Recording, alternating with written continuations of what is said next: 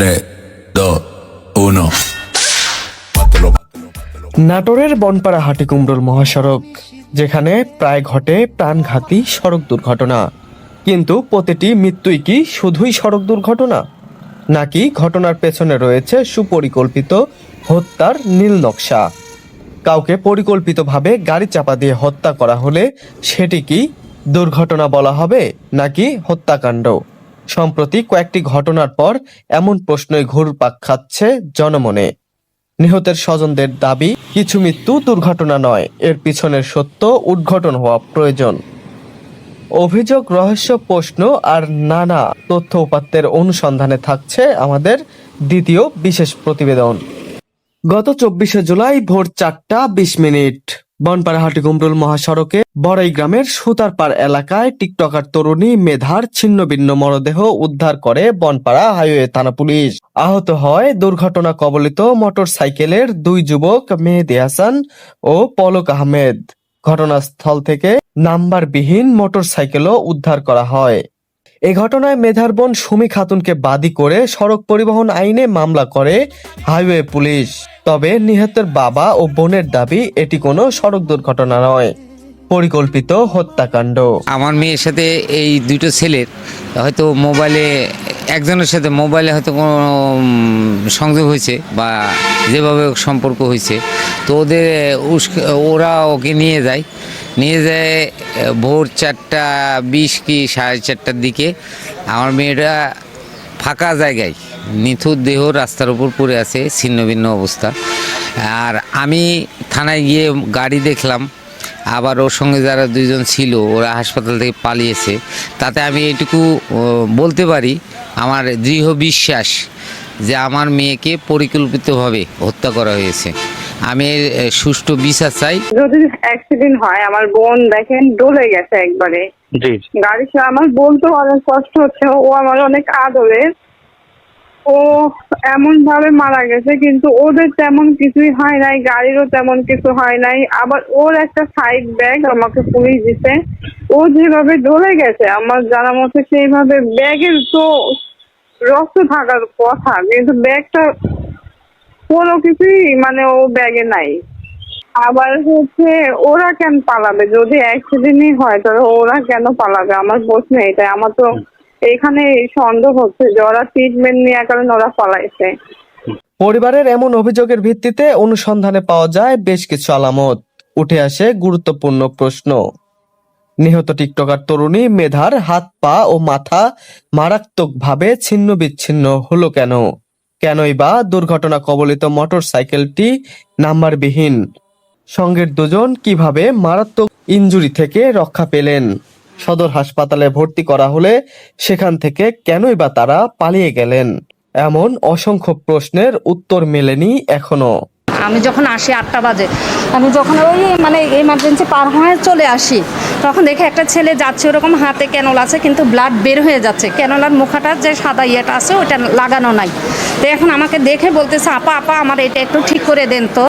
তখন আমি ওনার ওইটা খুলে লাগাই দিয়ে বলতেছি, আপনি কোথায় যাচ্ছেন? কোথায়? আমি একটু এদিকে যাব, সামনের দিকে যাব বলে আমি যখন ওয়ার্ডে আসি, তখন আমার যে নাইট শিফটের ডিউটিরত নার্স ছিল, উনি বলতেছে, আপু আমাদের 2টা রুগী ছিল, পালাইয়া চলে গেছে, 28 আর 29 নাম্বার বেডে ছিল। আমি এসে ওনাদের 2টা স্যালাইন ওখানে ইনটেক দেখছি, কোনো স্যালাইনও নেয় নাই, কিছু নেয় নাই। তা আমি বলছি, আমার সাথে তো ইমার্জেন্সিতে দেখা, তাহলে ওরা দুইজনই কি না? আমি তো বলতে পারলাম না। বলছে হ্যাঁ আপু হয়তো বা হতে পারে। তখন 8টা বাজে। আমরা 24 তারিখ আনুমানিক ভোর 4:38 সময় পুলিশ মাধ্যমে সংবাদ পাই যে সুতিরহাট একটি সড়ক দুর্ঘটনা হয়েছে। আমরা দ্রুত ঘটনাস্থলে পৌঁছে দেখি যে একটি মোটরসাইকেল রাস্তার পাশে পুলিশের হেফাজতে আসছে, সেখানে দুজন ভিকটিম আছে। তাদের হাত পা ছিলে গেছে, কিন্তু তাদের অনেক প্রশ্ন করার পর তারা উত্তর দেয় না। মাথাতেও আঘাত এখানে পাওয়া দেখি। আর রাস্তার মাঝখানে আমরা দেখি একটি 17 থেকে 18 বয়সী একটি মেয়ে, তার মাথার মজক রাস্তার উপর পড়ে আছে, মানে মাথার বেশিরভাগ অংশই হাড়টার ছিটানো আছে। তার শরীরের এই নিচের অংশটুকু অনেকটুকু একদম বলা যায় যে বাইরে বের হয়ে গেছে। পরবর্তীতে আমরা স্পট ডেট দেখে আমাদের বডি ব্যাগে তুলে পুলিশের কাছে হস্তান্তর করি। আহত ব্যক্তিকে অনেক প্রশ্ন করা হলে সে যখন উত্তর দেয় না, তখন পুলিশের পরামর্শে আমরা তাকে নিয়ে হাসপাতালে পৌঁছে দিই। আমরা তাকে নাটোর সদর হাসপাতাল নিয়ে যাই। আচ্ছা, আমরা সাধারণত ঘটনার তথ্য যখন নেই তখন জিজ্ঞেস করি অ্যাক্সিডেন্টটা কিসের সাথে। তখন আমরা জানতে চাই, যেহেতু আমাদের আগে পুলিশ পৌঁছেছে, আমরা তো ঘটনার পরে দিই সাধারণত। তো পুলিশ তখন বলে, বা ওই পলক নামের একটা ছেলে ছিল আহত ব্যক্তির মধ্যে, আমরা জিজ্ঞেস করি অ্যাক্সিডেন্টটা কিসের সাথে। মোটরসাইকেল যত রাস্তায় সাইডে আছে পুলিশের হেফাজতে, তখন ওনারা বলে যে আমাদের একটা ট্রাক পিছন থেকে মেরে দিয়েছে, এতটুকুই বলে। আর ট্রাকটা আমরা পাইনি ওখানে, এবং মোটরসাইকেল যেটা ছিল সেটারও নাম্বার আমরা কালেকশন করতে পারিনি। তবে কি দুর্ঘটনার আড়ালে এটিও একটি পরিকল্পিত হত্যাকাণ্ড?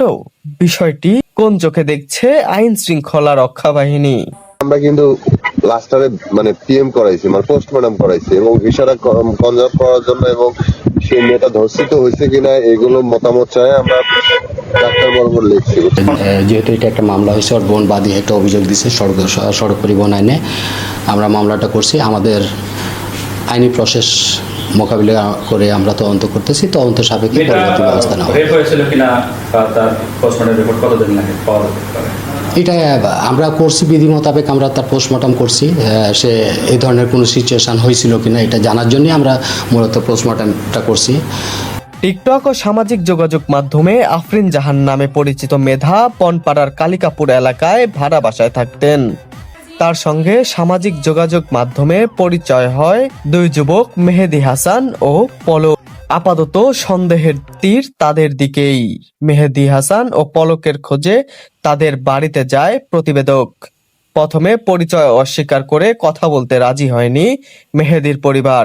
এক পর্যায়ে জানা যায় অভিযুক্ত মেহেদি ও পলকের বিরুদ্ধে রয়েছে চুরি ছিনতাই সহ নানা নারী ঘটিত কেলেঙ্কারির অভিযোগ।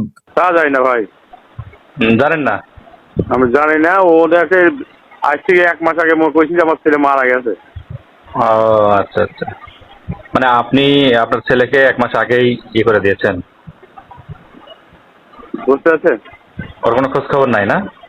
আমি তা বলতে পারবো না, কোথায় আছে কি সমাধান কিছুই জানি না সব বিষয়ে।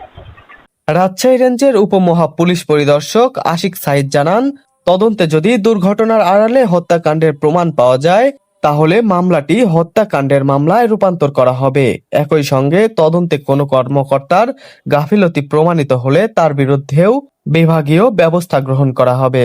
পরিকল্পিতভাবে হত্যা করা হয়েছে এবং তাদের কাছে যদি যথেষ্ট প্রমাণ থাকে, ওই প্রমাণ যদি আমাদেরকে তদন্তকারী কর্মকর্তার কাছে দেন, তদন্তকারী কর্মকর্তা যদি উনি নিজে সন্তুষ্ট হন যে না উনি যে প্রমাণগুলো দিয়েছে প্লাস তার যে নিজস্ব তদন্তের মেকানিজম আছে সেগুলো দিকে যদি এটা ম্যাচ করে যায়, তাহলে উনি তো অবশ্যই সেই মামলাকে আপনার হত্যাকাণ্ডের মামলা 302 ধারায় আপনার বিধি মোতাবেক চার্জশিট দিতে পারেন। এটাতে কোনো সমস্যা নেই। অবশ্যই আমরা যদি দেখি যে সুনির্দিষ্টভাবে আপনি তথ্য প্রমাণ দিয়েছেন যে এটি হত্যাকাণ্ড, কিন্তু আয়ও এটা ইচ্ছাকৃতভাবে বা নেগলিজেন্সির কারণে এটা ওই হত্যাকাণ্ডে না দিয়ে অন্য কোনো মামলা দিয়েছে, তো অবশ্যই আর বিরুদ্ধে আমরা বিভাগের ব্যবস্থা গ্রহণ করতে পারি। পরিকল্পিত হত্যাকাণ্ডের নানা আলামত ও প্রাথমিক প্রমাণ থাকার পরেও অনেক ঘটনায় মিলছে না সুষ্ঠু তদন্ত কিংবা বিচার। সিরাজগঞ্জের তারাস উপজেলায় চাচা ভাতিজা হত্যা এবং নাটোরের বনপাড়ায় টিকটকার তরুণী মেধার মৃত্যুর ঘটনাকে ঘিরে অনুসন্ধানের এই গুরুত্বপূর্ণ ও চাঞ্চল্যকর তথ্য কি নিশ্চিত করতে পারবে ন্যায় বিচার, নাকি আইনি মারপ্যাচে সড়ক দুর্ঘটনার আড়ালেই চলবে হত্যাকাণ্ড? এমন প্রশ্ন সবার। অনুসন্ধানী প্রতিবেদনের 3য় পর্ব দেখতে আমাদের সাথেই থাকুন।